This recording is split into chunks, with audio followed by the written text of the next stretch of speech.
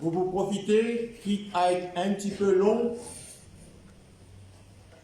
invite-nous tous à regarder ce que la parole de Dieu, quand on dit la parole de Dieu, ça comporte première lecture, ça compte le psaume, ça compte la deuxième lecture, ça compte l'évangile.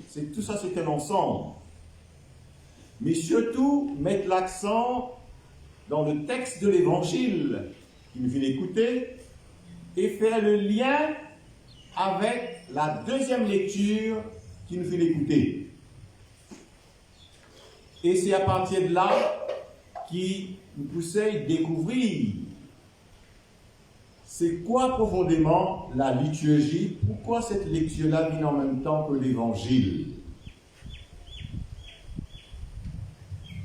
C'est pas évident du premier coup.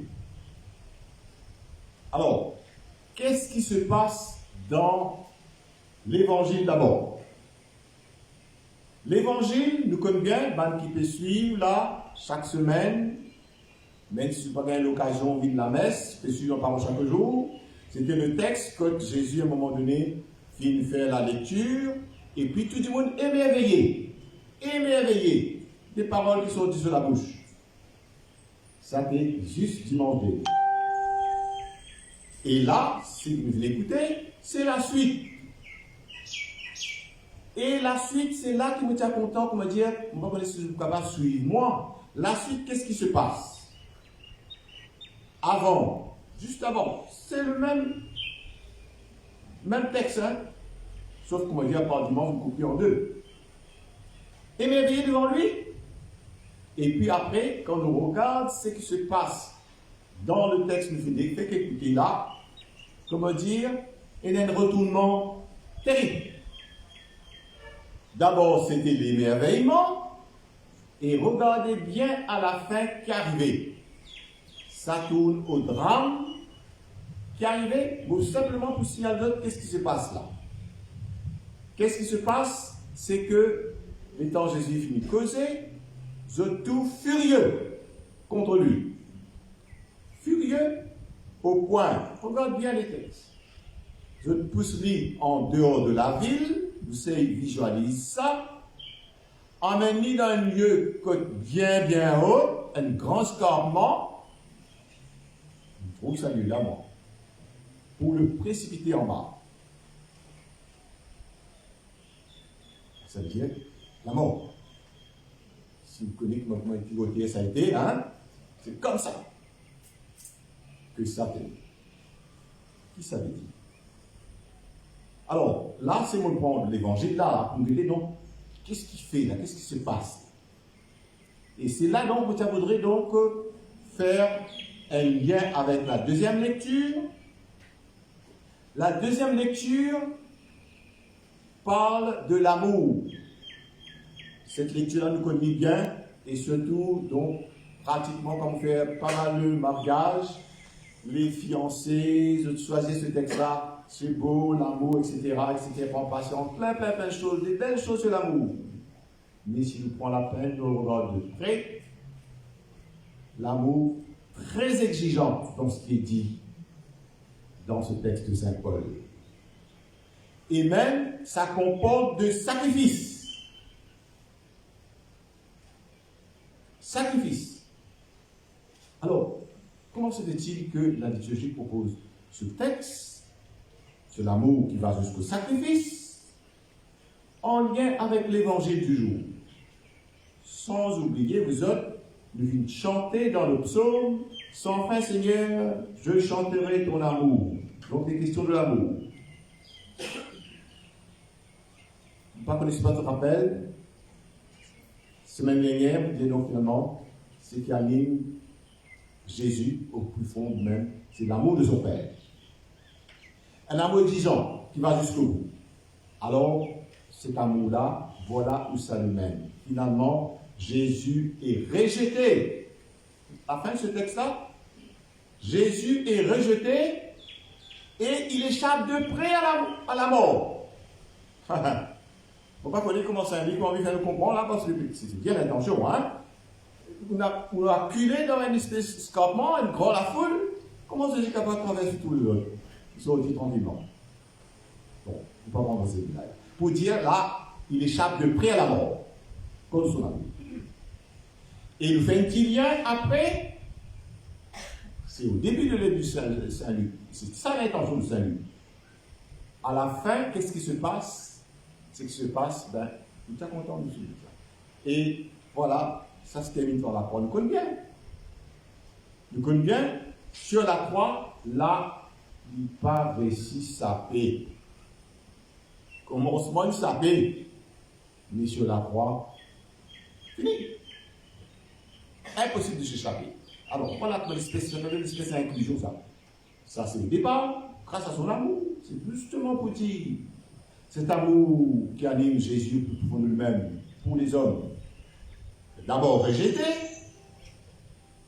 et puis, arrivé vers la fin, va jusqu'au bout du sacrifice et la mort.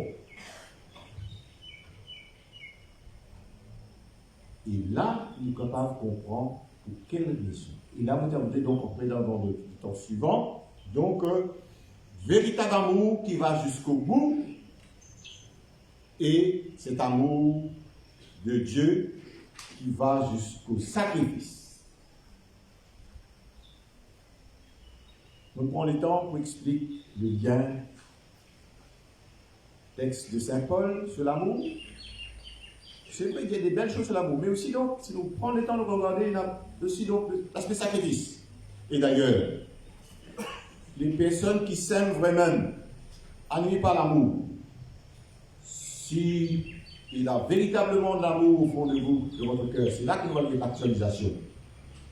Ça comporte également un aspect de sacrifice. Si nous, d'ailleurs, Dieu est encore fort, nous sommes capables de sacrifier par amour. Humainement, nous rendons compte. On peut dire véritable amour. Donc, tout l'amour véritable, et surtout si ça vient de Dieu, comporte un aspect de sacrifice. Ça implique un aspect de sacrifice. Alors là, maintenant, nous allons essayer d'aider comment ça rejoint l'actualité. Je lis bien des explications comme ça, et dans l'actualité, comment ça vient rejoindre? Dans ce qui nous peut vivre. Actuellement, si nous prenons le message qui nous est adressé aujourd'hui, l'amour qui va jusqu'au bout, l'amour qui va jusqu'au sacrifice. Tout à l'heure, on prend l'exemple donc des personnes qui s'aiment, et actuellement, on connaît, il y en a de plus en plus, surtout des personnes en couple, et qui, on connaît depuis un certain temps, qui gagnent beaucoup de difficultés. Et ça, ce qu'on a actuellement là, avec ce qui se passe, les conséquences, ça c'est pas de dégâts, on appelle ça collatéraux, et les pandémies, c'est que éprouvent beaucoup les relations. Et s'il y a des personnes qui peuvent s'y tenir, et faire des gros sacrifices, c'est justement par amour. Voilà. Et si l'aventure, je peux vivre cette situation difficile dans votre couple, dans votre famille, alors, pas oublier le texte, si je prends ce texte-là, sous votre mariage, reliez le près. Et vous découvrez justement cet aspect sacrifice ou véritable amour que Jésus vit. Voilà une actualisation qui nous capable de faire si nous amène dans telle situation que nous vivons. Sinon, nous capable de trouver d'autres aspects comment nous trouver. Bientôt là, ça va être la rentrée. Surtout pour les élèves et les enfants qui pourront entrer là. Cette semaine. Et beaucoup parmi nous, les parents surtout, il y en a qui vivent, il y en a qui bien contents. Oui, donc, alors, la manière dont ça pour faire là, ça suscite beaucoup d'interrogations. Et il y en a qui vivent des grandes angoisses. Des grandes angoisses. Et grandes angoisses et quand même de déchirer. Et c'est sûr, vous êtes content de vos enfants. Et puis après, ce qui se passe, alors, voilà, ça vous demande des très très gros sacrifices. Pour arriver, et surtout, je pense des personnes qui m'ont dit qui dans ces situations-là. Après la célébration ici, il a annoncé donc, nous pouvons gagner les baptêmes. Les baptêmes tout à l'heure. Oui. Sur les petits-enfants. Tout. Les personnes qui ont des enfants, pas seulement pour les bébés, hein, surtout après, au fur et à mesure, je trouve que les enfants grandissent au fur et à mesure. Et là, que ce soit les papas, que ce soit les mamans, allez bien, avant que les enfants-là deviennent grands, le nombre de sacrifices qu'ils étaient là pour faire pour les autres enfants. Ben, qui vivent ça, je connais qui ça veut dire. Donc, véritable amour, c'est ça. Vivre ce genre de sacrifice. C'est ça. C'est ça l'actualisation. Quand on accepte à jusqu'au bout.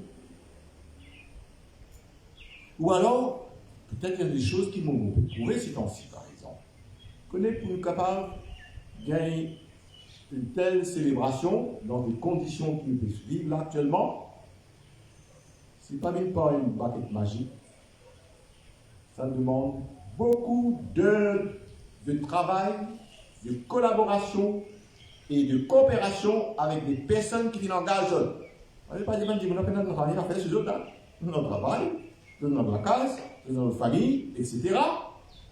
Il y a un sacrifice. C'est ça qui permet de faire. Il fait ça à quelqu'un. Personne ne peut avoir aucun intérêt là. Personne ne peut avoir un avantage quelconque. Et bien oui, c'est par amour et qui implique un sacrifice.